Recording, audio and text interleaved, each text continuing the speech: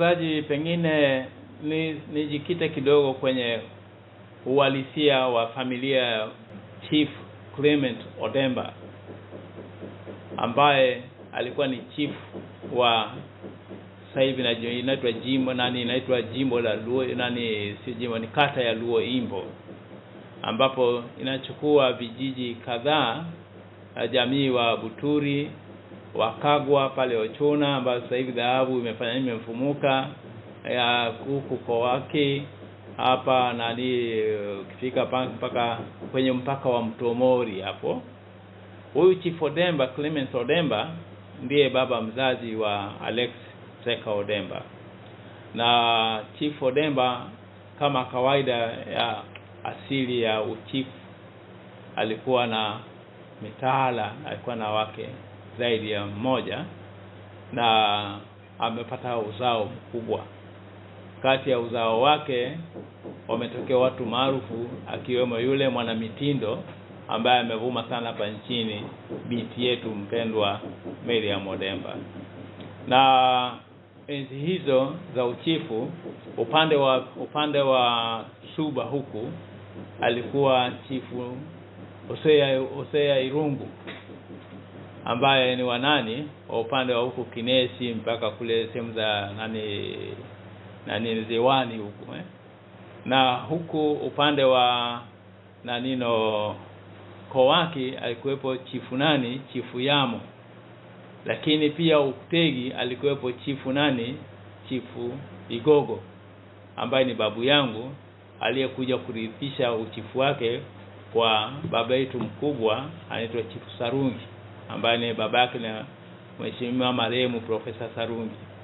Kwa hiyo sisi ambao tunatokana na hilo jamii ya uchifu, uongozi wa kichifu, wanatokea mmoja au wawili kati yenu akapata ile ya uchifu au hulka ya uongozi.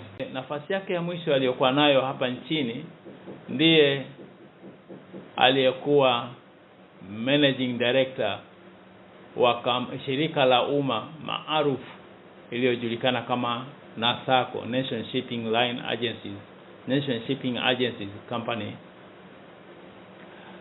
Na Dr. Alexi ameendesha NASACO kwa uadilifu wa hali ya juu.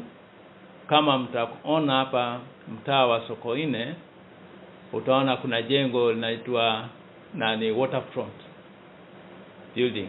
Ile ni kazi ambayo alifanya Dr. Alexi Odemba kwa shirika la kwanza kujenga jengo kubwa la orofa zaidi ya 10 hapa jijini Dar es Salaam kwa ubunifu wake. Dr. Alexi Odemba alijenga estate ya wafanyakazi wa NASACO kule Mtoni Kijiji, ambayo sasa hivi naona inatumika kwa watumishi wa serikali, lakini ilikuwa ni estate ya NASACO.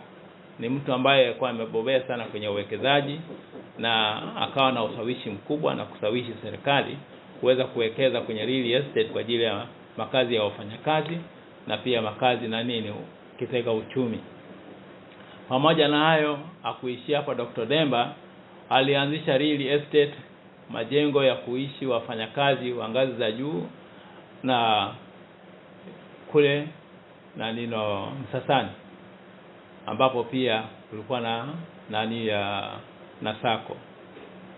Kwa hiyo ni mtu ambaye kwa namna yote wale ambao walikuwa kwenye ajira rasmi ya mashirika ya umma na serikali yetu na serikali wanamfahamu Dr. Alex Seka Odemba kwamba alikuwa ni mtu mashuhuri, kiongozi hodari ambaye alifanyia kazi kwa uadilifu wa hali ya juu nchi yetu ya Tanzania. Lakini tumshukuru Mungu kwamba wote hatimaye mwisho wetu wa kuishi duniani ni kupitia njia ya umauti na kwenda kupumzika kwenye maisha ya milele. Tunamwombea Mungu aweze kumpa maisha ya amani huko aherani. Amen.